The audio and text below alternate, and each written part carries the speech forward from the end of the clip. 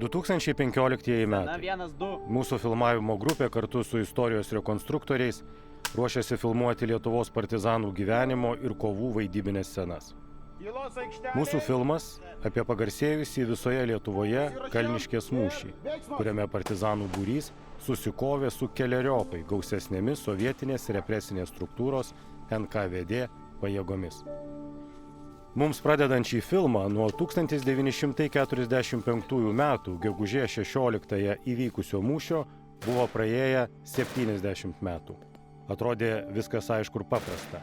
Tačiau kurdami pasakojimą apie Kalniškės herojus, supratome, kad istorinių faktų privalėsime ieškoti po užmaršties šydų.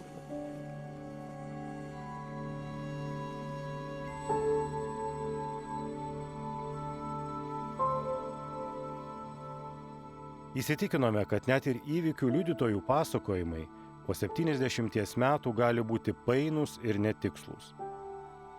O detektyvą primenančios sovietinių spectarnybų paslaptys yra toli ir gerai užslėptos.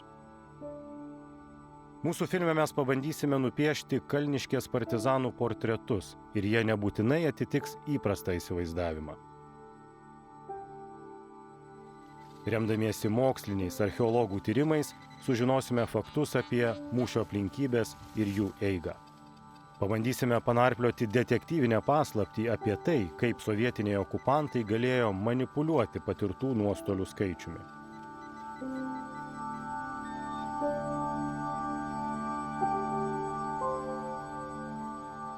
Suprasime, kodėl Lietuvos partizanus derėtų laikyti teisėtais kovotojais ir Lietuvos kariuomenės dalimi. Ir kas lėmė tai, kad po didžiųjų kautynių prieš okupantus partizanai pradėjo veikti mažomis grupėmis ir taikyti mažųjų padalinių taktiką.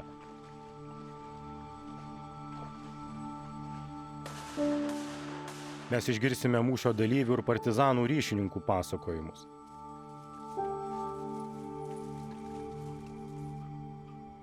Uvalo visai žvėriškai nutarė, kad laužiamės.